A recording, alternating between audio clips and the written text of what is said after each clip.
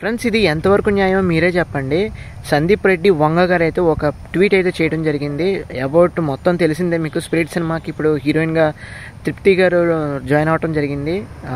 So ఈవిడ కన్నా ముందు దీపికా పడుకొని గారు అనుకున్నారు, కానీ ఆవిడ కొన్ని కారణాల వల్ల, అదేవిధంగా కొన్ని కండిషన్స్ వల్ల, కొన్ని బాలీవుడ్ మీడియా సంస్థలు ఆర్టికల్స్లో కొన్ని ఎన్నో వేరియస్ ఆస్పెక్ట్స్లో రాశారు. కానీ ఏదో విధంగా బాలీవుడ్ వాళ్ళు సందీప్ రెడ్డి వంగ గారిని డామినేట్ చేసే విధంగా, తొక్కేయాలనే విధంగానే ఏదో విధంగా స్టంట్స్ కానీ ఆ స్కెచ్లు కానీ చేస్తూ ఉంటున్నారు. బట్ ఏ విధంగా అయినా కానీ సందీప్ రెడ్డి వంగ గారి గురించి అందరికీ తెలియని విషయం ఏంటంటే, హిందీ వాళ్ళకి, మనం తెలుగు వాళ్ళు అందరికీ తెలుసు. ఆయన ఇంటర్వ్యూలో అన్నీ చూసాం.